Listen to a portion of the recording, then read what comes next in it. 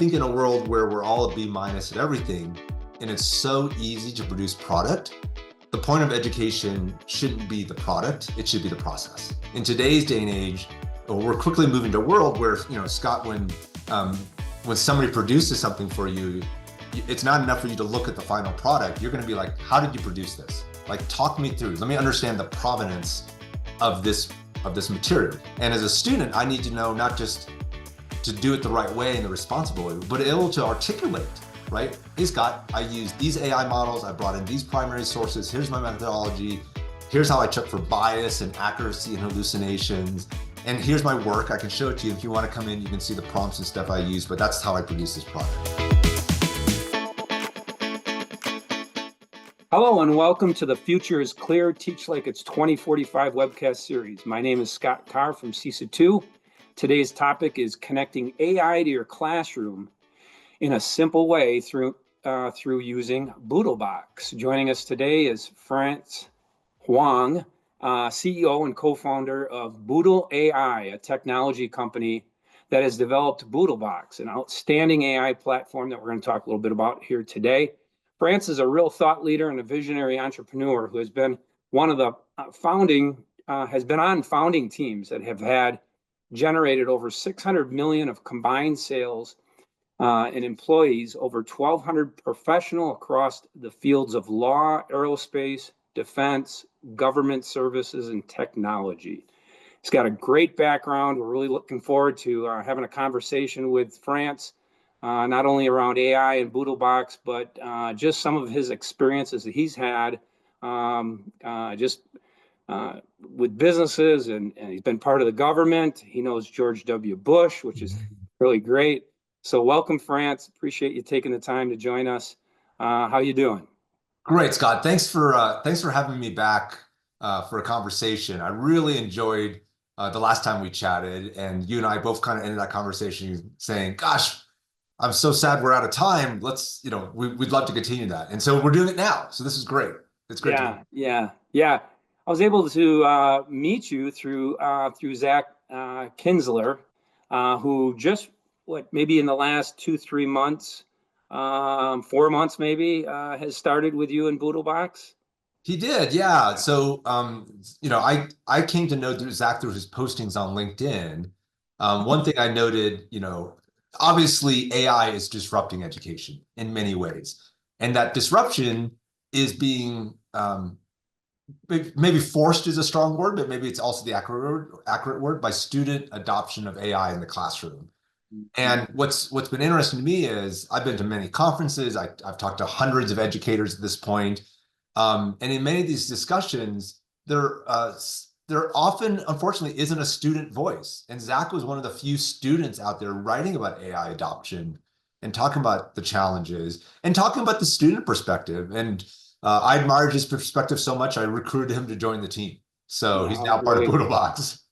Yeah, that's a great story. I know when I had him on one of our webcasts, and just a really, really interesting young man. And I think the best thing about it is I got a perspective of a Gen Z, if you would.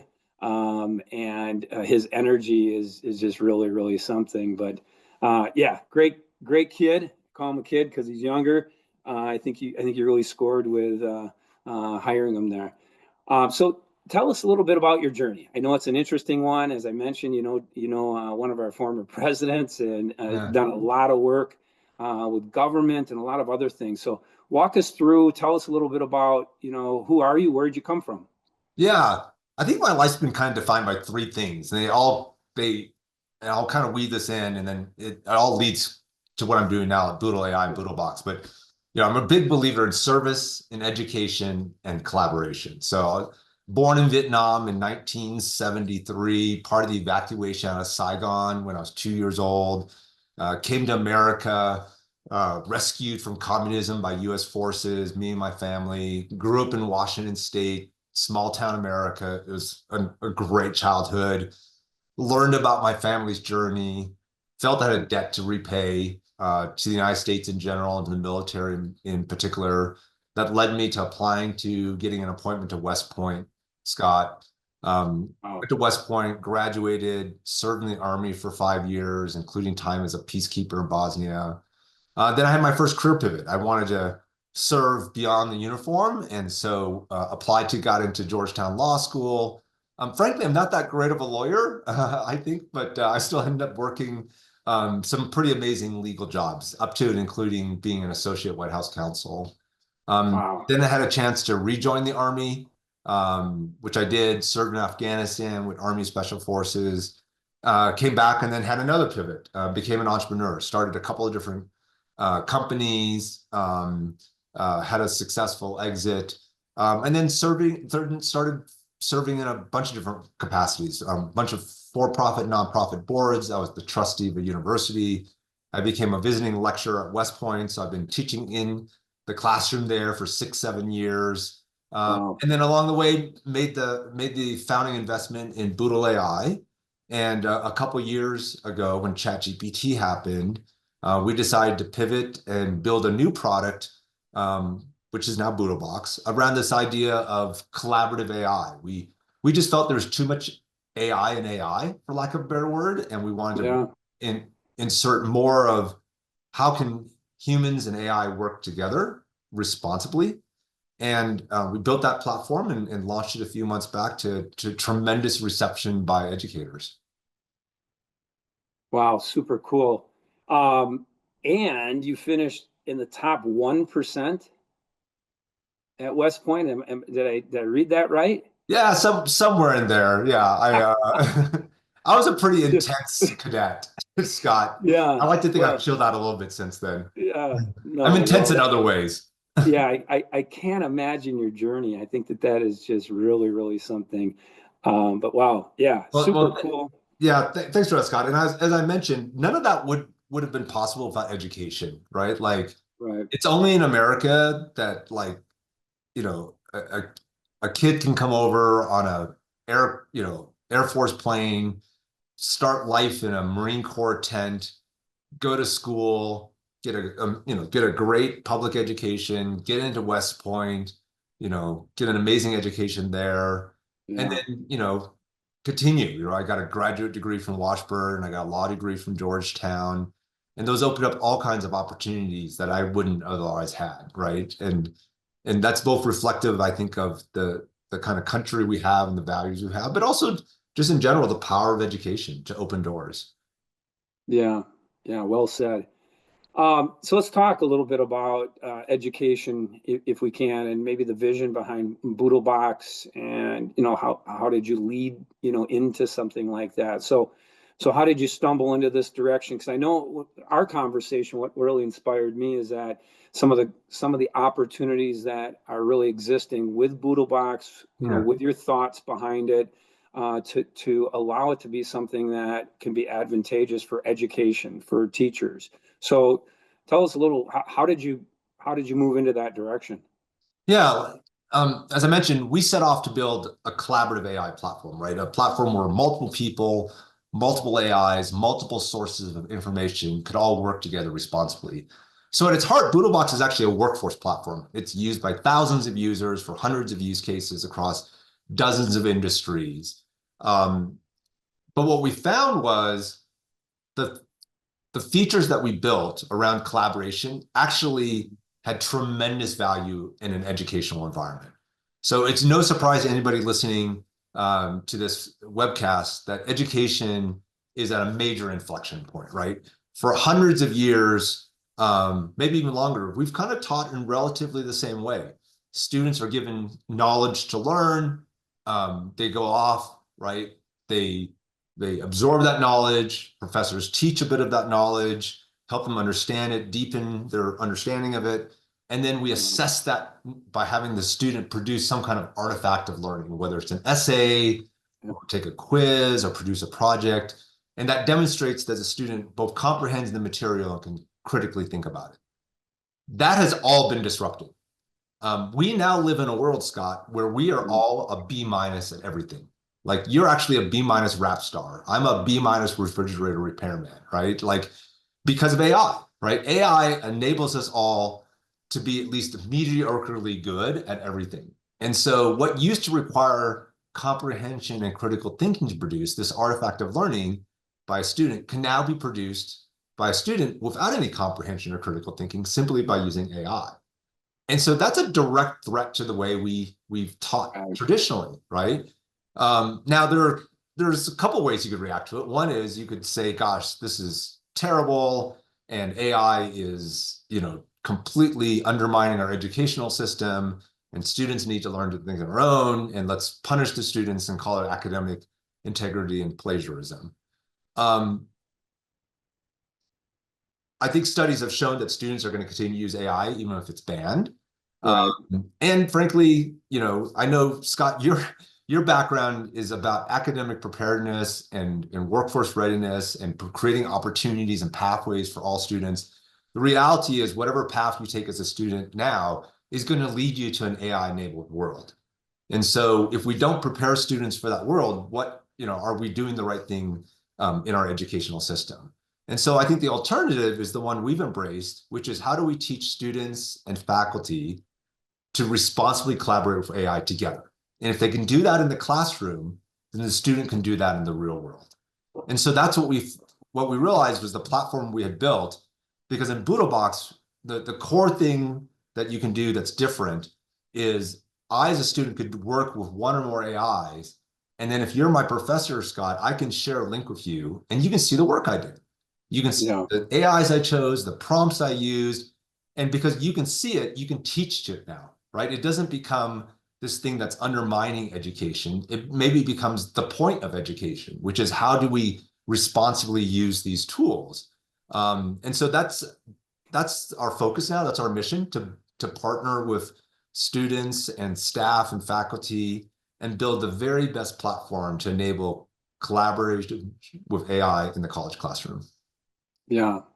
Yeah. And I've had a chance when Zach gave me a demo on it, that's what right away in my head, I was like, wow, it's kind of the same thing with cell phones a long while back, right? I mean, we don't like to have them in our classrooms because they're a distraction, but with AI, we get nervous around it. And one of the pieces that I thought that was really advantageous is that teachers could actually see within what students are doing, maybe in that AI process and how they're working collaboratively. So I think that's a really huge benefit. Let me ask you this though, because that was one of the conversation pieces that we were talking about the last time we met was, you had mentioned that, yeah, education does need to shift, right? I mean, we need to have some, make some changes. We need to lean into preparedness around careers, workforce, community connections, and things of that nature, which is hard for us in education. Yeah. Tell us a little bit, again, in our conversation, you mentioned, why do you think we need to do this? Why do you think there needs to be that type of a shift? What can it look like? How is AI, involved in this? Yeah. So one of the first things we did when we decided to focus on higher education at BoodleBox is we created a collaborative AI leadership council. It's almost 50 educators and academics now, everyone from deans of colleges to writing instructors at community colleges and a wide variety of disciplines and faculty from different points in their career. It's fantastic. And I spend every day of the week talking to dozens of educators across different schools, across different disciplines. And, in all these conversations, three kind of things have emerged as kind of takeaways for me in terms of AI and education and kind of the future direction. The first is, I think educators, for them, in many cases, have kind of what Mike Kentz has called, overcome the 5 stages of grief with regards to AI, right? Like, the way I used to teach is dead, perhaps, right? Not all of it, but in many ways it is. And I've got to get over that, right? And that's hard, right? Because I think we have a sense of identity about what we do and the value we add. It can be disturbing to be an educator and realize that a student can now produce a thing that it used to take me and my education for them to learn how to do, right? And so the first point is, I think many professors are at the point where they're like, okay, I accept this, I'm ready to get started. Most professors, right, are at that point of getting started. Like they were, if you think, I talk to professors and schools that are like, oh, we're so far behind, I don't know anything. Actually, you're not far behind. That's where the vast majority of the world is at, right? Like there are early adopters and there are people writing about this, but we're at this place of initial adoption, and that's okay. It's okay not to know anything. It's okay to be a beginner again. And in fact, it's even okay to be that beginner alongside your students. And one of the things that I hear from educators and professors is I don't want to look dumb in front of my students, right? Or my students know more about this than I do. Well, first, I don't know if that's necessarily true. The professors Right. bring a lot of value in terms Mhm. of understanding how the technology can be applied that students don't have. But it's okay to actually learn alongside your students. I know a lot of professors who had amazing AI experiences, and they've been very open about like, let's learn this together. So that's the first thing. We're all beginners here. We're all just starting on the journey. The second thing is, I think in a world where we're all a B minus at everything, and it's so easy to produce product, the point of education shouldn't be the product, it should be the process, right? And there's a lot of educators, I'm not the one who came up with that. There's a lot of educators who Right. are talking about this even before AI, but particularly now in a world of AI, maybe what we should focus on in terms of teaching and in terms of assessment is the process by which a student produces the product and not the product Mhm. itself, right? And that in today's day and age, we're quickly moving to a world where, Scott, when somebody produces something for you, it's not enough for you to look at the final product. You're going to be like, how did you produce this? Like, talk me through. Let me understand the provenance of this material, because I know we're moving to a place where if you ask me to produce anything, if you let me go away for an hour, I can bring it back to you. Like Mhm. like just about any Right. written work product can be produced, right? So Right. it's so now I need to know how it was produced. And as a student, I need to know not just to do it the right way and the responsible way, but able to articulate, right? Hey, Scott, I used these AI models. I brought in these primary sources. Here's my methodology. Here's how I check for bias and accuracy and hallucinations. And here's my work. I can show it to you. If you want to come in, you can see the prompts and stuff I use, but that's how I produce this product, right? Um, and then the third, I think, in a world where education does allow AI, and not dissimilar to the technological advances in the past when we allowed the personal computer or the calculator, um, we need to think about equitable access. Because if we simply just throw the doors open and say, hey, students, you can use AI, well, there's a difference between free AI and paid AI. And there's already cases where students with means are accessing better tools and they're having better outcomes. And that's not what world we want to live in, where someone's educational outcomes are determined, right, by the resources they can afford. Mhm. Now, just some of that is unavoidable, and I'm not naive enough to say we can fix all problems of inequity. But I think in this case, there are things we can do. And at BoodleBox, we're leaning into that. And so those three problems, right? How to get people started, how to help understand the process and not just the product, and then how to provide equitable access to AI are three areas I think education needs to solve, wants to solve, right? And we want Right. to be there right alongside them. Right.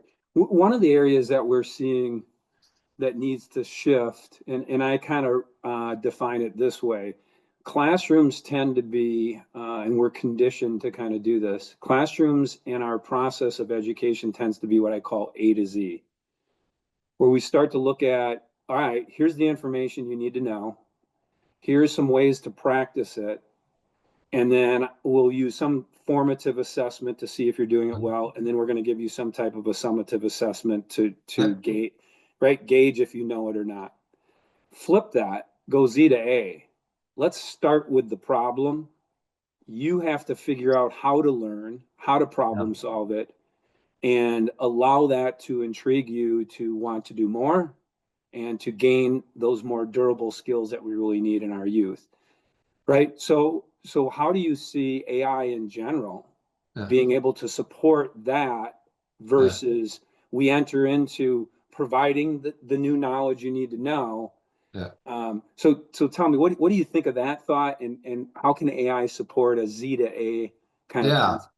So another way to describe what you did, some people describe it as the flipped classroom, where you put the onus more Yeah. on students. I'm a big believer in that. So at West Point, we use something called the Thayer method. So believe it or not, West Point was one of the first adopters in 1820 something of this newfangled technology called the blackboard. So West Point was literally one of the first schools in the United States to adopt the blackboard.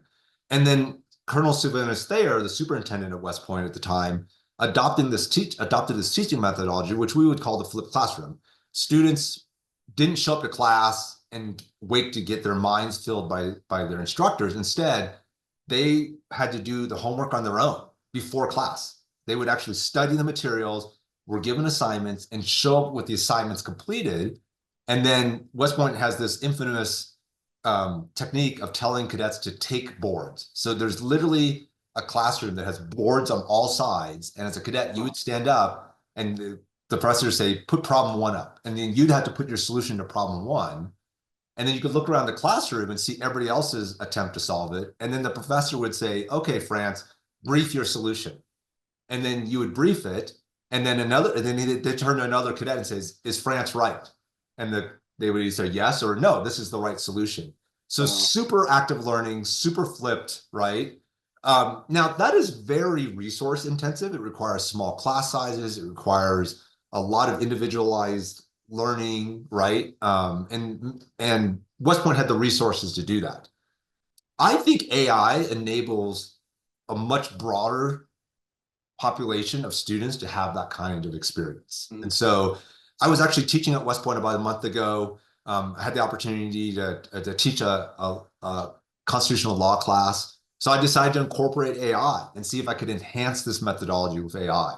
So one of the things I first did was in lots of discussions with students, it's pretty clear how students are actually using AI, not just to complete assignments, but they're using it for their own class preparation, right?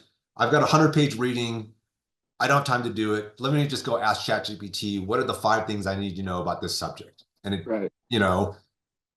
makes sense, right? I'm sure a lot of us would disapprove because they're not critically thinking and breaking apart the materials.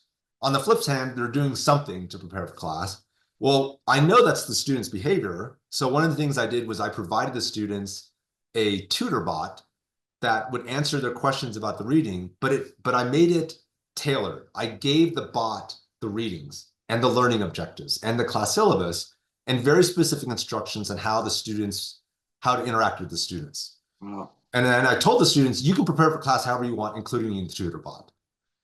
Then I said, look, before class though, you have to interact with another bot I created that is essentially an assignment bot. And the bot asked them questions about the reading that they had just prepared for. And then that bot conversation through BoodleBox was actually shared back with me. And so I had all these conversations the students had with the bots, with this assignment bot before class. And what I was able to do then, one, the students had to interact with the bot in some way. So they had some kind of active learning before class. And then second, I was able to use the student responses to the bots to actually plan class. I used those responses, asked another AI, based on these learning objectives, what are the concepts the students are struggling with? So I didn't just walk into class like I normally would, which is, I hope they did the reading and let's talk about things. I actually had a good sense of which students had prepared and which hadn't, and and what were the subjects they were struggling with. What ended up happening was the students were way more prepared than was typical for the class, according to the regular instructor. Now, part of it maybe because I was a guest lecturer. There's confounding factors, true. Yeah. But the other thing that was interesting was the student feedback. Excuse me. Many of them enjoyed that opportunity for active learning before class. That instead of just doing a reading, like interacting with the AI tutor to answer the questions and interacting with the assignment bot to have some assessment of it, they actually found that helpful. And so I think that's part of what you're talking about, Scott, which is how do we flip the model? How do we get more opportunities for student active learning and to provide feedback to the students, so it isn't just A through Z. Maybe it's Z through A, but it's Z through A multiple times, right? In the same space we would do just one A through Z. Yeah, when we help prepare teachers for this concept, we do a lot of shifting. We look at grouping into collab teams, giving collab teams roles, responsibility. We look at if you're going to start with a problem, start with a problem, right? Let kids walk into the room, have the problem, resolve that problem as a collab team, utilizing resources, right? Mhm. A lot of our K-12s are not utilizing, AI at this point. But the question is out there, how can we? But that's a great example of how they could. But yeah, what we end up seeing a lot of the times with educators, those that I work with, is that control factor, right? I have to have that feel of control at the front end, guide my students to kind of where I want them to go so the learning takes place. Yeah. It's the ability to let take your hands off of that and have some trust, that kids will naturally want to learn and experiment. And that's where the deepest learning can happen. The other thing is I kind of want to ask you about is this. So obviously you're familiar with durable skills, other those skills other than the technical skills that we're looking at a lot of our employers really asking for in our students. How do you see how can you leverage an AI product like BoodleBox to Yeah. help grow durable skills versus this is a product I can use to take a shortcut? Yeah, so I think there, so I sometimes get asked in today's AI age, what is the role of an educator then, right? If a student can Right, produce a B minus without education, why even get an education, right? Like, what do we need right. educators Good for, point. right? Educators, some of them are like, I don't know what the point of me being here is, right? The students can use AI. Um, Here's my response. One is, it is very easy to be mediocre with AI. It is actually very hard to be excellent with AI. Hmm. Um, AI makes all of us a B minus, but a B minus isn't an A, right?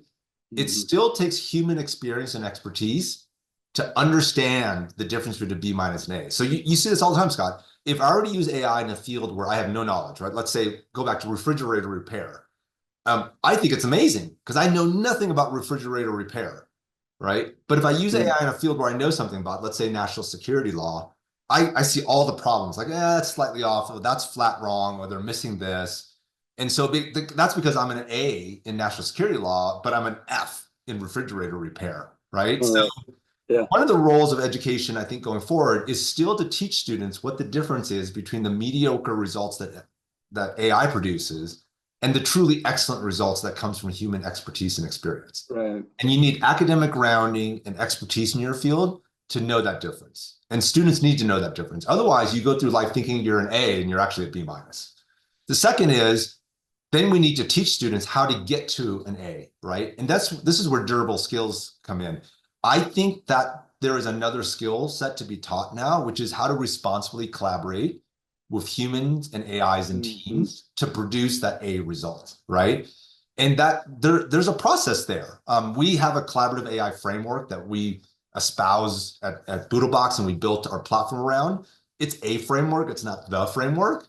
But I Hmm. think when we talk about AI, a lot of people just simply think, oh, it's this tool that you put a prompt in and you cheat and you get a response out. Well, sure, to the extent that that's the technical thing that happens. But if you really think about it, an AI, a skilled, uh, a thoughtful use of AI should encompass more than that. It should include analyzing, is this a good use for AI? If I want to use AI, which AI do I use? There's multiple AIs out there. How do I evaluate different AIs? How do I select the right AI? How do I talk to that particular AI? How do I bring in knowledge? How do I combine AIs to solve a problem? At what line do I stop using AIs and I bring in human expertise? How do I manage a human AI team? And then how do I responsibly evaluate what comes out of that human AI interaction? That process is not only a skill that needs to be taught, it's going to differ from discipline to discipline and from use case to use case. And guess what? Only a person with both expertise and experience and knowledge of AI can teach that. And I would argue that's the second new role of education, which is to teach that skill in general and for particular disciplines and particular use cases. Yeah, wow, that is some really good stuff. And I never really even thought of it like that because as you mentioned it, right? As I said, we group into collab teams and you'd be surprised the number of well, we do have a lot of collaboration going on in classrooms, right? I mean, it's been something that we've pushed for the last 15 years or so, rather than being in straight rows, let's work together. But your thought behind AI as a part of the collab team. I think that's really, really cool. How do you see, say, a group of kids, even high school age kids, how do you Mhm. see them embracing that process? Say a group of 3 or 4, but all Yeah. right, a teacher cutting loose and saying, and you can use, whatever AI tool. Yeah. Yeah. So as a team, right, let's say you've got a group project. So the process works something like this. The team should do an analysis. Is this even a good use for AI, right? Mm, Will the AI produce the results I want? AI is not always the answer, but it can be part of the solution, right? But we should ask that question in a thoughtful way.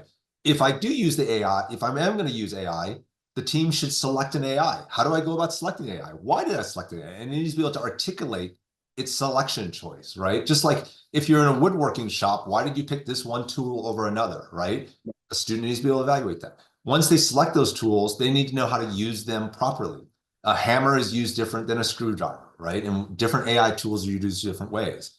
Okay, if I'm going to use this tool as a group, then what knowledge should I bring in? General tools, general AI tools provide general answers.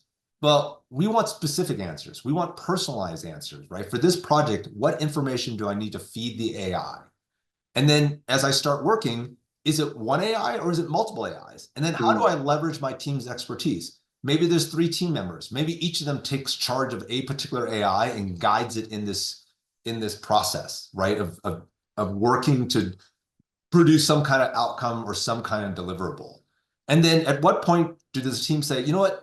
The AIs aren't going to get us to where we want. We got a B minus result here. Now I need to consult human experts, right? And who did they bring into that conversation? And in BoodleBox, right, you can bring multiple humans into the same chats with multiple AIs. yeah, And so that's the yeah, platform to do that. And then ultimately we get some kind of product. How do I evaluate this and make sure it's used responsibly? Have I accounted for bias? Have I accounted for hallucinations? Have I accounted for data cutoffs?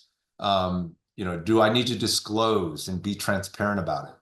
That whole process both produces a result in terms of an actual deliverable, but also teaches a deep understanding of AI literacy that is going to prepare these students for a world where AI is part of their day-to-day existence. yeah. That's a great example. Definitely gonna use it. Go back to a few of the schools because I've some of the schools I'm working with, and we're moving towards, finally getting into the classrooms and moving towards these opportunities for collaboration and building these durable skills. And I once in a while say, what do you think about using an AI product here or platform? And teachers get super nervous. Not even sure if we're supposed to use them. Yeah, well, it's understandable, right? I think Right. part of why, and I feel this way, right? If I didn't have BoodleBox, frankly, and I just simply said, student, you can use AI, and all I get is an essay, and then there's an annotation I used I have no idea what part of that essay is student, what part of it is AI. And if Right. even for the part that's AI, do they just stick in a single prompt and cut and paste what came out? Or was this the process of like 100 prompts over 10 hours with a lot of thoughtfulness behind it? Right. Because it's opaque, right? I mean, what BoodleBox does is make that transparent. So if a student Yeah. uses AI, they send me a link, I click on it, and I can see exactly what the student did. And if I can see it, I can teach to it. And if I can teach to it and see it, I can assess it and make it part of the educational process. And so I understand, right, the reticence of some Yeah. teachers to incorporate AI because it's just if all you're allowing a student to do is produce product without any evaluation of the process, I think there is, um, I think it's hard to understand the educational value, right, of the student's getting because you don't know what the student's doing. I think it only once you make the process of a student's use of AI transparent does it become it flips, right? Now I've heard this from presidents of schools and professors at schools that once they could see the process, then they could teach to it, and it became a whole different story, right? Like the AI wasn't the enemy anymore. It just became another collaborator in the classroom. Yeah, yeah, that's really well said. It makes a ton of sense. Let's talk a little bit about the how. How do we get to embracing the AI, embracing great products like BoodleBox? Some of the work that that I'm doing, there is that mindset shift that we have to kind of work through. And it takes us about a year. A lot of other things are going on during that year, but so how do we shift the mindset to support AI, a new innovative approach? Yeah, great question. So let's first acknowledge something that is unlike other technology introductions into the classroom. Um, it's not like we're introducing something new to students. Like understand 70 to 90% of students are already using AI. So any apprehension an educator may have about, oh, I'm introducing something new, I'm not sure. Understand whether you choose to introduce it or not, AI is in your classroom, you know? And I've talked to educators, oh, no, we banned it. There's no use of AI in our classroom. Newsflash, there's AI in your classroom, right? Right. So, but here's what I'm seeing. We've launched over 100 pilots in less than 100 days at universities and colleges. Here's what we're seeing as the typical pattern. Professors obviously have varying places they're at on their AI journey. Some are earlier adopters and ready to like build custom AIs themselves. Others are like, I literally have never logged into even ChatGPT. Right. And that's all perfectly fine. The first general use case for AI in teaching and learning is just your own classroom preparation. Like obviously you can't introduce something to your students you're not familiar with. The best way to get familiar with it is just to simply use it. I would say even more than, of course, we've got training and resources and there's lots of videos out there and stuff. Just jump in, just start using a platform, whether it's BoodleBox or something else, and do it for the thing. Ask yourself, what's the most painful thing or boring thing or drudgery thing I hate doing, and try to use AI for it. Whether it's revising a lesson plan or coming up with course materials or providing feedback on something, just try it, right? And if you don't like it, you don't like it, and maybe you find a different use case, but just jump in and try it. But classroom preparation is where almost everybody starts. And once you feel comfortable, understand your students are already using this, so find a way to introduce it in the classroom. And there's lots of lessons learned and use cases out there. Some of the most successful implementations of AIs are where the professors just simply go to the students and go like, look, just as much as I do about this. How do you think we should use it? Like, what do you want to see? Here's an assignment we would typically do. How do you think we should change this assignment? So there was a professor at a community college. One of the ways they used to assess students is give these handouts that had the students would do the reading and then fill in the handouts, right? And the handouts had blanks for, blank, right? And the students had to fill it out based on the reading. So their approach to AI was they realized that students were just using AI to finish the assignments. That's pretty easy, right? So they flipped it around. Here's the reading. I want you to use AI to create a handout.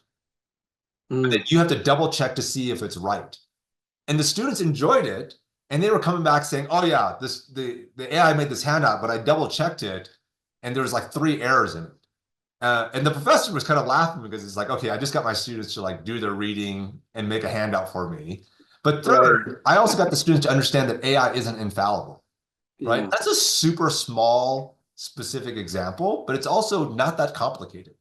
And so I think just like with diving into yourself, involving the students and diving in with them is a nice, easy way to get started. Yeah, student voice, student involvement, you can't go wrong. No. Definitely with that, right? Tell us a little bit more about BoodleBox, though. Take the opportunity. Why is it unique? How are people using it? What does that look like? The feedback you're getting from some of those that are using it. Yeah, so it's a web-based platform. When you log on, it's a chat interface, but you instantly have access to all the top AIs in one place. So you don't need separate subscriptions to ChatGPT and Claude and Perplexity. We offer unlimited access to all those top models in one place at a cost less than you would pay for any one subscription. On top of that, we've built over 1,000 custom AI helpers that do everything from classroom preparation to helping students study to running simulations. And then we have a recommendation engine that you as an instructor could type simply what you want to do. I want to rewrite a lesson plan. It recommends the right AI for you. When you select that AI, those AIs actually prompt you. So you don't have to necessarily know how to be a prompt engineer. You have the ability to bring more than one AI in a conversation. So you could literally ask ChatGPT to produce something, and then you could ask Claude to critique ChatGPT's work. And in an academic environment, the ability to compare and contrast and experiment with different models, I think is valuable to prepare students to be these good consumers and users of AI, responsible users. We built a database, a vector database, what we call a knowledge bank. You can upload all your existing course materials. Wow. It's like instantly feeding your AI everything you know, right? And then you can ask the AI, okay, based on my previous course materials, develop a new lesson on X and hit the reading. And then I think the most powerful feature, which I mentioned before, is any conversation that you have can be shared with another person when you choose to. It's private otherwise, but if you choose to, a student can share their work with a professor, a student can share work with other students, right? Wow. The professor can share what they did with the student. And really that collaborative environment where you have the student and the professor and other students and one or more AIs all on the same side of the table working together, that's the power feature of BoodleBox. Yeah, that's not only a home run in our educational field, it's more like a grand slam because it pulls out that insecurity piece, and it can build the opportunity for trust, right? Which I would imagine teachers are going to be finding kids, using it maybe the wrong way, which creates a teaching moment, right? Yeah. But the ability for that to really be embedded to help with that collaboration concept, I think is just really, really great. Yeah. Super cool. Super cool. Yeah. Let me just add on a comment there. One is in my discussions with many, many students, there are exceptions, but by and large, students also care about their education, right? They don't want to go to a school for 4 years and all they did was put prompts into large language models and cut and paste outcomes. Like they want to learn, they care, right? We actually see this interesting phenomena in some places where the higher performing a student, the less likely they are to use AI because they're concerned about academic integrity. They're concerned about depriving themselves of their own educational experience. And third, there's a bit of pride. Like, I'm a good writer. I don't want to rely on AI, right? But then you have to ask yourself, but are they also not getting the right educational experience? Because are they not preparing themselves for a world where maybe that B student knows how to use AI and who's going to be more valuable and prepared for the workforce, right? And so,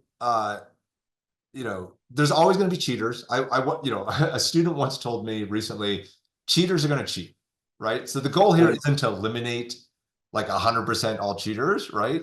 The goal is to create an environment where the students who care and the instructors who care have a path forward to collaborate together in developing, a classroom where everyone is aligned towards the goal, right? Which is hopefully, right, preparing our students for an AI-enabled world and helping them grow as students and as human beings.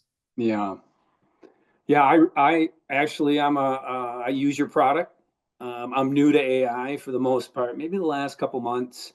I really enjoy it. It allows me to expand a little bit. I learn every time I'm utilizing it. I might need a tutorial, just a little bit of help. So maybe I'll invite you in to be able to join me virtually on it to help me along. But I do want to, as we're getting towards the end of this webcast, I want to, that we're doing a conference coming up in April. We've talked a little bit about that. So I'm going to put you on the spot here a little bit. As we're sitting here and talking, I'm wondering, and I'll reach out to you. Maybe you could be a vendor for us or a sponsor. Love to have BoodleBox on some of our PR stuff, but wondering if we're able to maybe interact on the day, because we're going to run this conference. It's a 2.5-day conference. We're going to run it through like a concept of a design sprint. You heard of design of sprints, course, right? Right. So we want to run it through a little bit of a concept of a design sprint. Where are you at currently with your school system? Looking at, we want to revision, reimagine as we move forward. And what does that look like in their new learning and create something? Maybe we could experiment and let teams have a free day on BoodleBox, and we could collaborate using some AI product to be able to help move us forward with that. So maybe that's something we can talk about. Maybe you can get engaged with us and Yeah. to be part of it. Would love to discuss both sponsoring, being there, and then making our platform available. That use case has been done several times now by other conferences or collaborations or convening with great success. Oh, great. It's a very easy tool to pick up, and it enables something that we don't talk about enough, the power of peer-to-peer learning. Right? You get a group of people that are interested in AI or a particular outcome, put them in a collaborative space together.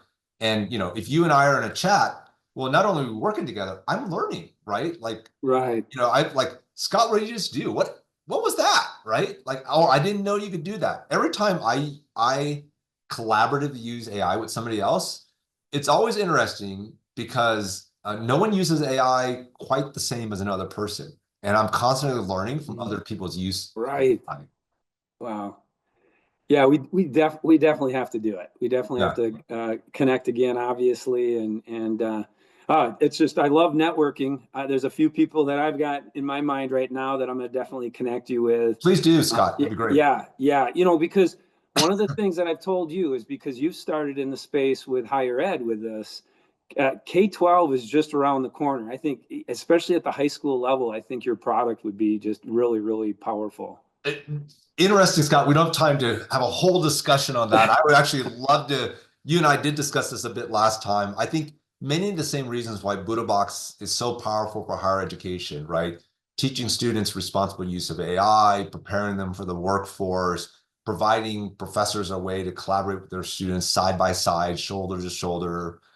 I think do apply equally well in a 9 to 12 environment. So yeah, super cool. Well, I want to ask you one final question, and with our tag that states "Teach like it's 2045," right? The future is clear. Teach like it's 2045. What do you see education looking like in 2045? Yeah, I think it should look like in 2045 what it needs to look like in 2025, right? We need to move to a place where everyone who wants to can get started with AI, or the barrier of adoption should be low. The teaching process should be focused on the process by which students produce a product and not the product itself. That process should involve a lot of self-directed active learning. I know that's resource intensive, so we should leverage AI simulations, AI tutors, but not to replace humans. So I'm not an advocate of AI as a replacement for the professor. I'm an advocate of an AI extending what a professor can do so the professor can spend more time on the things that are truly value add for their students and for their classrooms. And then third, I would like to see a world where we do have equitable access to AI. These are powerful tools when used responsibly. And I think everyone, regardless of social economic status or background, should have equitable access to AI. Yeah, that's super great, man. Especially the last part. I totally agree with you. I think everybody should have that access to that equal learning big time. So if people would like to get in touch with you, how could they do that? Yeah, you can visit our website. So boodlebox.ai, BOODLE box.ai. You can also just shoot me an email. I'm France at Boodle, BOODLE .ai. We are actively looking for partners and for input, and we view what we do as very much a partnership. Yeah, really appreciate it. Thank you for the time, Francis. Was really a good one. A lot of great gems and a lot of great information. So I appreciate you taking the time. And as we depart, remember, the future is clear. Take care, everybody. Thanks, Scott.